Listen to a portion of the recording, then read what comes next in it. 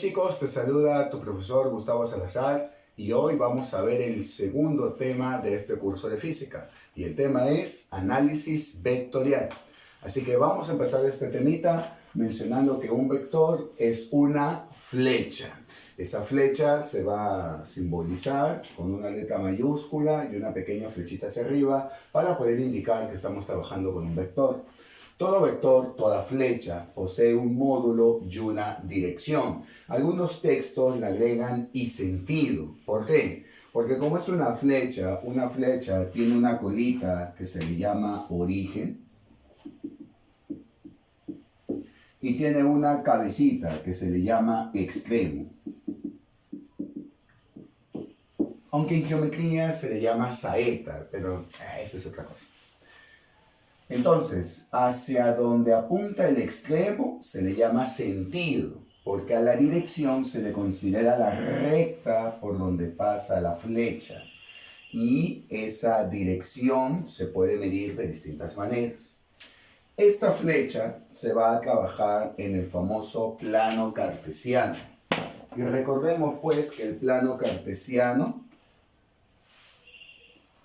es el plano conformado por los ejes X y Y. Entonces, aquí está el eje X y aquí está el eje Y. Abscisa y ordenada. Menos X y por acá menos Y. A este punto de intersección se le llama origen de coordenadas. Origen de coordenadas. Entonces, en este plano cartesiano nosotros vamos a trabajar con nuestros vectores, con nuestras flechas. Y como todo vector posee módulo y dirección, vamos a aclarar que el módulo es el tamaño del vector, es lo que mide en realidad. Entonces, vamos a ponerle a nosotros un tamaño a nuestro vectorcito, que es lo que mide, es el valor. En realidad, como un vector es una flecha, lo vamos a indicar con su tamaño. Y le ponemos un número cualquiera, vamos a ponerle un 8. 8U. ¿U de qué? De unidades, porque aún no estamos trabajando con magnitudes. La siguiente semana vamos a trabajar el tema de cinemática y ahí recién vamos a ver magnitudes, vamos a medir y vamos a tener que colocar unidades. Por lo tanto, por el momento no nos importa eso. ¿Está bien? Ya que si esta flecha representa a la velocidad, pondríamos metros por segundo. Si representa la fuerza, pondríamos newton. Y así, dependiendo de la magnitud vectorial de lo que estemos midiendo, la unidad respectiva que vamos a colocar. Pero por el momento eso no nos interesa. ¿Está bien? Entonces, el módulo del vector es el tamaño del mismo. Y en este caso le estamos poniendo un 8. Puede ser cualquier número siempre y cuando sea real, porque acá no se trabaja con imaginarios.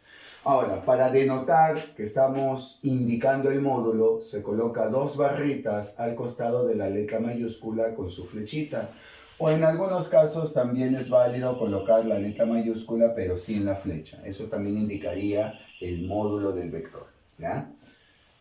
La dirección aquí dice que se indica con un ángulo, aunque te adelanto que no es la única forma de indicar la dirección, pero por el momento vamos con esta. Se indica con un ángulo θ y este ángulo θ se mide desde el eje más X y en sentido antihorario. Entonces tú sabes que en el plano cartesiano tenemos más X derecha, menos X izquierda, más Y arriba, menos Y abajo. Y a partir del eje más X, cualquier punto del eje más X, y en sentido antihorario, o sea, contrario a las agujas del reloj, nosotros vamos a poder tener un angulito, el cual indicará la dirección del vector. Y vamos a ponerle un ángulo cualquiera, vamos a ponerle 40 graditos.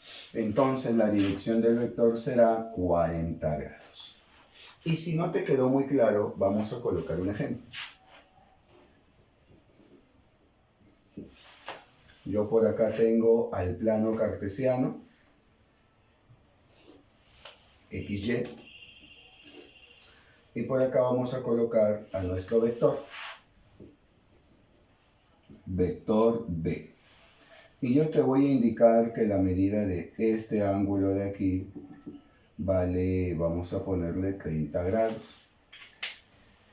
Ya tú sabes que esto es el origen de coordenadas, eje X, eje menos X, eje Y, eje menos Y.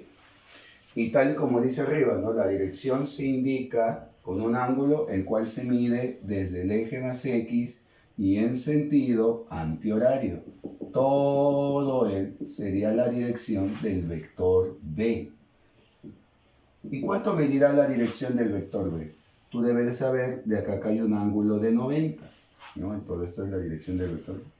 Acá hay un ángulo de 90 y 90 más 30 es 120. Por lo tanto, la dirección del vector B será de 120 grados. Entonces, espero que haya quedado claro y ahora sí, de una manera más entendible, cómo indicar la dirección de un vector. Así que ahora vamos a ver cómo indicar este vector en otros dos vectores, llamadas componentes rectangulares. ¿Ya? Vamos. Bien, muchachos, lo que vamos a aprender ahora es la descomposición rectangular. ¿Qué cosa es esto? Es expresar a una flecha, o sea, a un vector, en otras dos flechas, en otros dos vectores, pero que coincidan con los ejes X y Y. Eso significa que estas dos flechas que nosotros vamos a colocar para reemplazar a la flecha original, digamos que el vector A se descompone en B y C, este vector A lo quitamos y solo vamos a quedarnos con el vector B y C, pero estos vectores B y C tienen que coincidir con los ejes X y Y. Para poder hacer eso necesitamos entender tres cosas. Lo primero que vamos a utilizar a los vectores unitarios rectangulares, y estos vectores unitarios rectangulares son dos. Para el eje X, el vector unitario Y, y para el eje Y, vector unitario J. Eso significa que para más X vamos a usar más Y, para menos X vamos a usar menos Y, para más Y vamos a usar más J, y para menos Y vamos a usar menos J. Estas letras nos van a indicar la dirección de las flechas cuando coincidan con los ejes X y Y. Si una flecha apunta a la derecha, le vamos a poner más Y. Si una flecha apunta a la izquierda, le vamos a poner menos Y. Si una flecha apunta hacia arriba, le vamos a poner más J. Y si una flecha apunta hacia abajo, le vamos a colocar menos J. ¿Está bien? La segunda cosa que hay que saber es que debemos de aprender y memorizarnos al derecho y al revés estos cuatro triángulos notables, que son el de 37 y 53, el de 16 y 74, el de 45 y 45 y el de 30 y 60. La proporción de lados del triángulo de 37 y 53 es lo siguiente. A 37 se le opone, ¿qué cosa? El lado proporcional a 3K, a 53 4K y a 90 5K. A 16 se le opone el lado proporcional 7K, a 74 24K y a 90 25K. El de 45 y 45, los catetos, que son los lados que forman al 90, son iguales, proporcionales a 1, y la hipotenusa proporcional a raíz de 2. Y el de 30 y 60, a 30 se le opone el lado proporcional a 1, a 60 el lado proporcional a raíz de 3, y a 90 el lado proporcional a 2. Tienes que aprendértelo al derecho y al revés. Si te dan los ángulos, tienes la proporción de lados. Y si tienes la proporción de lados, entonces también tienes los ángulos, ¿sí? Tienes que memorizártelos. No hay otra alternativa. Y también debemos de recordar las tres razones trigonométricas más importantes de las 6 que existen. Seno, coseno y la tangente. Recordemos que el seno es la proporción del cateto opuesto sobre la hipotenusa, que el coseno es la proporción del cateto adyacente sobre la hipotenusa, y que la tangente es la proporción del cateto opuesto sobre el cateto adyacente. Profe, el cateto o los catetos son los lados que forman al 90, ¿verdad? Sí. Y la hipotenusa es la diagonal, es el lado más grande del triángulo rectángulo. Sí. Pero ¿cuál de los dos catetos es el opuesto y es el adyacente? Recuerda que eso va a depender mucho del ángulo. Por ejemplo, si tú usas el ángulo de 30, el cateto opuesto es 1 y el cateto adyacente es raíz de 3. Pero si yo uso el ángulo de 60, el cateto opuesto ya no es 1, El cateto opuesto, ¿quién sería? El que está al frente, raíz de 3. Y el cateto adyacente, ¿quién sería? El que está al costado, 1. ¿Estamos de acuerdo? Por eso que cuando tú utilices una razón trigonométrica, tienes que tener en cuenta a qué ángulo le estás aplicando dicha razón trigonométrica, para que puedas obviamente verificar el correcto lado opuesto y el correcto lado adyacente. La hipotenusa no, pues la hipotenusa sí es única. ¿Estamos bien? Ahora sí ya tenemos todo listo para poder hacer nuestra descomposición. Así que vamos. Muy bien, chicos, vamos a realizar un ejemplo para poner en práctica todo lo que hemos aprendido sobre la descomposición rectangular. Así que acá tenemos a un vector A, cuyo módulo vale 20 y nos dan de dato un ángulo de 37 grados. Ese es el dato. Bien, recuerda que lo primero que tenemos que hacer aquí es expresar el vector en dos componentes, en dos flechas que coinciden con los ejes X y Y. Y para eso primero vamos a trazar perpendiculares a cada eje. Así que a partir de la cabecita del vector vamos a trazar dos perpendiculares así de rapidito. Ahí está. Ya tenemos a nuestras dos perpendiculares y ahora lo que vamos a hacer es trazar dos flechas que van a ir desde la colita del vector original llamado A hacia las perpendiculares que hemos trazado. Entonces por aquí voy a trazar una flecha hacia la izquierda y por aquí voy a trazar una flecha hacia arriba, siempre apuntando hacia las perpendiculares que hemos trazado. Automáticamente el vector A ya no existe porque ya lo hemos descompuesto en estos dos de aquí, como si lo hubiéramos partido. Y descubrimos que esta primera componente apunta a la izquierda, ya tú sabes la dirección menos I. Esta componente apunta hacia arriba, ya sabes la dirección más J. Ahora lo que debemos hacer es determinar el módulo de cada componente. Y para eso vamos a usar nuestro conocimiento en el triángulo rectángulo que se ha formado aquí, de 37, 90 y 53. Así que recuerda, a 53 se le opone 4K, a 37 se le opone 3K y a 90 se le opone 5K. Automáticamente descubrimos que 20 es igual a 5K, así que quinta y quinta se acabó y K vale 4.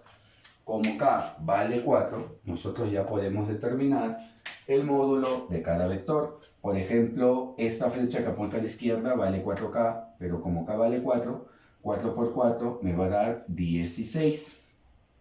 Esto sería 4 por 3, 12, que es K, 4 por 3, 12. Pero como el tamaño de esta línea es el mismo tamaño de esta flecha, esta componente también va a valer 12. Y ya tenemos a nuestro vector y a nuestras componentes con sus respectivos módulos. Entonces el vector ¿a qué va a ser igual? Primero se coloca la componente que está en X y luego se coloca la componente que está en Y. Así que la componente en X vale 16 y apunta hacia la izquierda, es menos I. El número va en el medio, así que sería menos 16i. Y luego la componente que está en el eje Y, 12, y como va en el medio, la dirección es más J, sería más 12J. Y así, muchachos, es como obtuvimos a nuestro vector A en sus componentes rectangulares. ¿Ya? Se les llama rectangulares porque forman un ángulo de 90 y porque coinciden con los ejes X y Y. Ahora lo que vamos a ver son tres pequeñas observaciones que debemos de tener en cuenta gracias a la descomposición rectangular. Y los vamos a poner súper rápido, así. Ahí tenemos.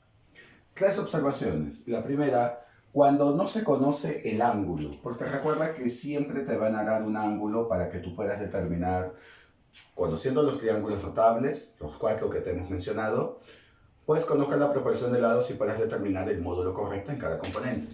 Pero ¿qué sucede cuando no me dan ese ángulo? Por ejemplo, mira, hay alfa y el módulo del vector A vale 8. Ya sabemos que trazamos perpendiculares a cada eje a partir de la cabecita del vector y trazamos vectores apuntando hacia cada perpendicular. En este caso tengo un vector que apunta a la derecha y tengo un vector que apunta hacia arriba. Pero ¿cómo puedo determinar el módulo si ya no sé cuánto vale el ángulo? Pues muy sencillo. Cada componente va a tener el mismo módulo que el vector original. o sea, 8 y 8.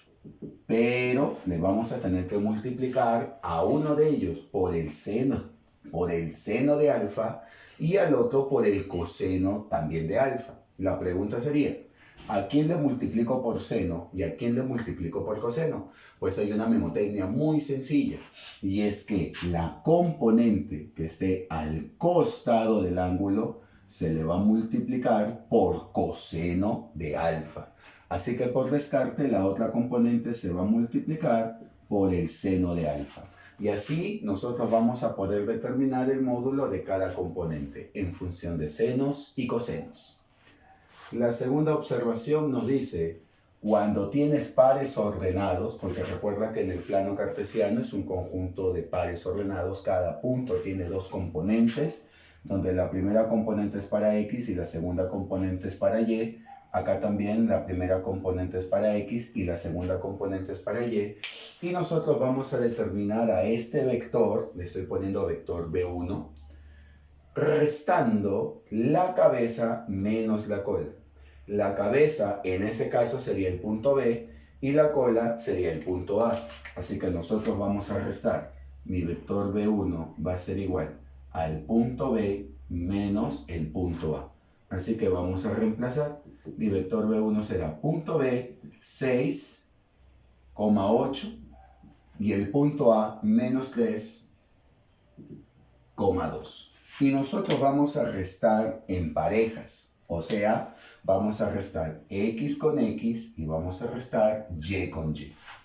Ahora ten mucho cuidado con la ley de signos, por favor. Así que el vector número 1 será igual. ¿A quién?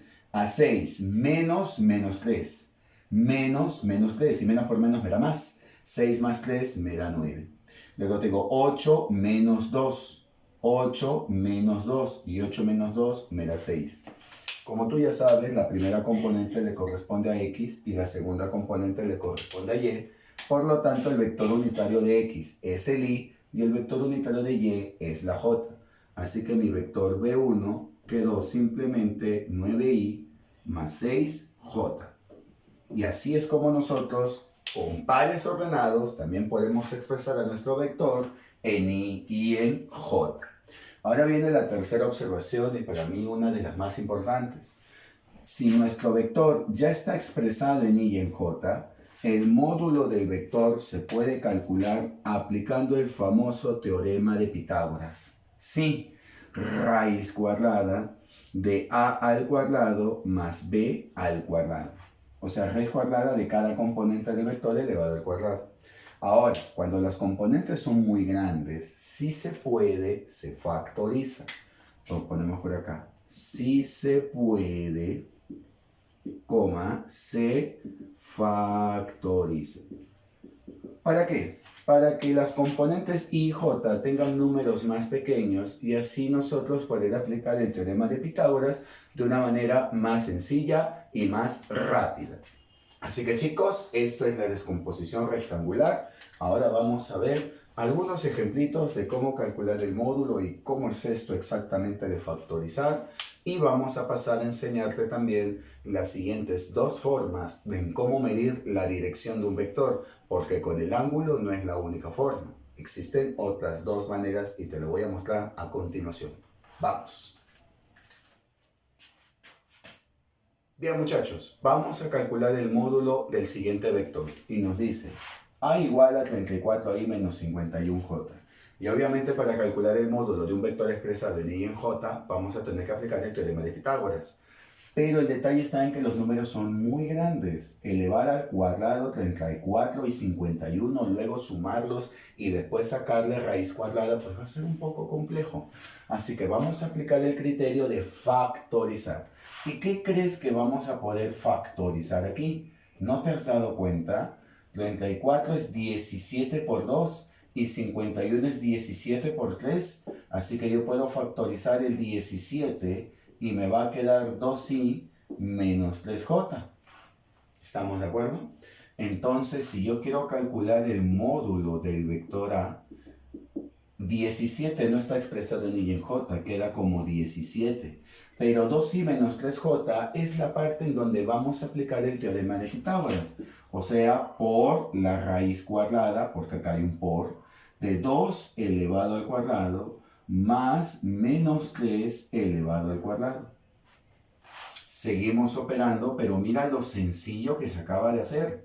17 por la raíz cuadrada de 4, una cantidad negativa al cuadrado se vuelve positivo. Y 9 más 4, 13. Bueno, la raíz cuadrada de 13 no se puede reducir, así que lo voy a dejar así expresadito. Pero se volvió un poco más sencillo en vez de elevar cada uno de los módulos originales al cuadrado y luego sumarlos y luego sacar raíz cuadrada. No. Así es como se hace de una manera más sencilla. ¿Sí? Ahora voy a mencionarte las otras dos maneras de encontrar la dirección o de expresar la dirección de un vector. Y va a ser mediante un ángulo trigonométrico expresado bajo la forma de arco tangente y mediante el concepto del vector unitario. Primero pongamos el concepto del arco tangente y lo vamos a poner así. Excelente. Si el vector A es de la forma AI más BJ, o sea que está expresado en sus componentes rectangulares, entonces la dirección será alfa, que es igual a ARC, que viene de la palabra arco, TAN, que es de la razón trigonométrica tangente, la función inversa de la tangente, arco tangente de la componente Y, que es la J, entre la componente X, que es la Y. ¿Estamos de acuerdo? Entonces, si tenemos a un vector expresado en sus componentes rectangulares, o sea, en Y y en J, determinar la dirección es muy sencilla bajo la forma del arco tangente. Vamos a poner un ejemplito. Por ejemplo, vamos a agarrar este vector que está aquí, el vector A. Si yo quiero determinar la dirección del vector A, del vector que está aquí, entonces yo voy a decir arco tangente, ¿de quién? De la componente Y, que es menos 51, sobre la componente X, que es 34. Ahora, si se puede, se simplifica. Y lo que vamos a simplificar, obviamente, es el 17 que tienen en común. Así que 17A va 2 y 17A va 3. ¿Y cómo me quedó la dirección del vector A? Me quedó como arco tangente de menos 3 sobre 2. Y así nomás quedaría expresado la dirección del vector A en la forma arco tangente.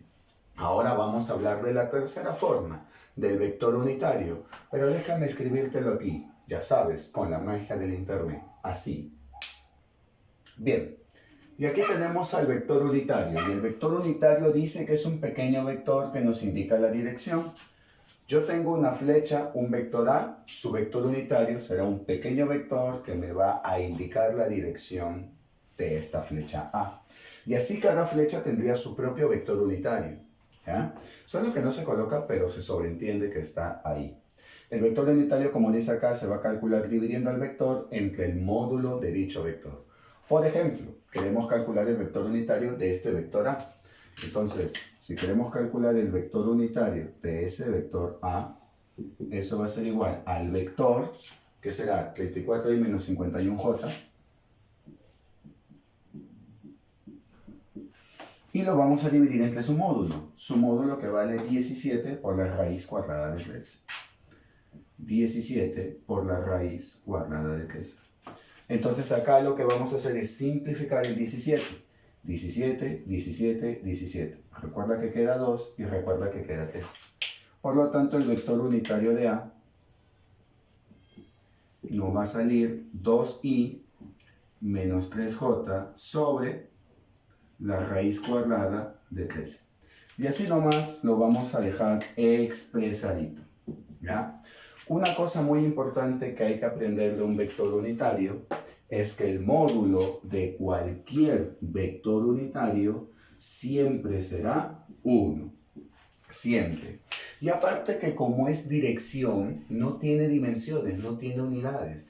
Por eso se dice que el vector unitario es adimensional. Entonces, dos cositas de vector unitario que hay que aprender. Bueno, tres en realidad. La primera, que nos indica la dirección de un vector. La segunda, que es adimensional, y la tercera, que es un módulo de cualquier vector, el módulo del vector unitario de cualquier vector, siempre será 1.